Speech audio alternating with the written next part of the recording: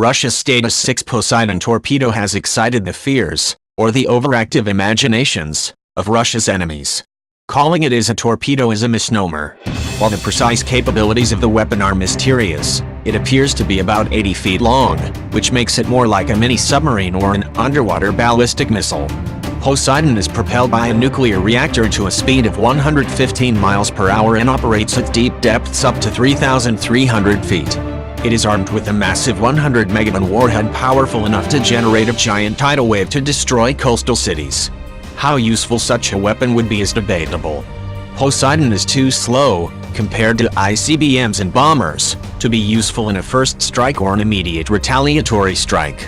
Moving at high speeds may make it so noisy that anti-submarine can detect it, and its autonomous nature brings up all the questions about armed robots, especially ones carrying mega-bombs. Nonetheless, as a psychological weapon, it's brilliant. There is something frightening, like a Hollywood monster movie, about the thought of a robot tsunami bomb creeping along the seafloor.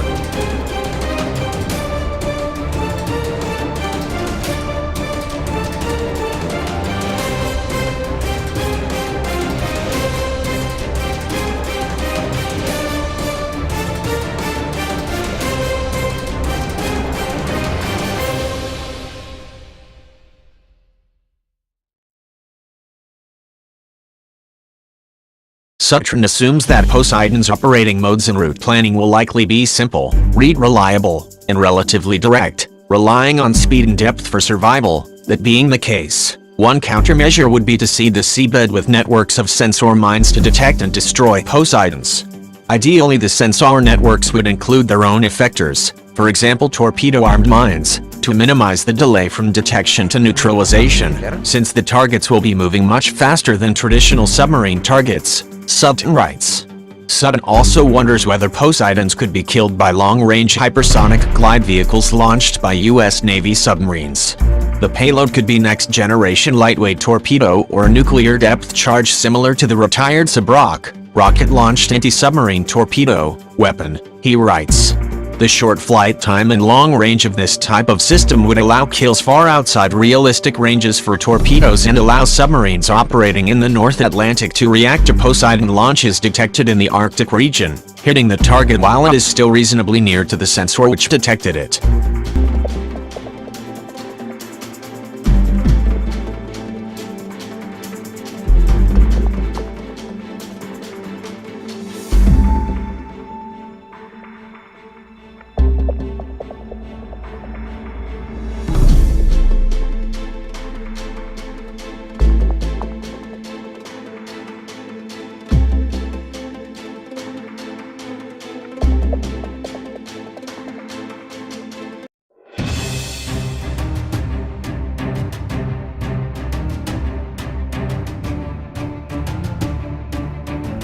Stopping weapons like Poseidon will likely require Western navies to develop a new generation of torpedoes.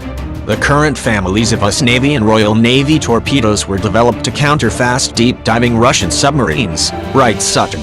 While they are highly capable, the even greater combination of speed and depth of Poseidon means that new weapons will need to be developed. These are likely to be characterized by increases in range and autonomy, blurring the distinction with unmanned underwater vehicles, UVs.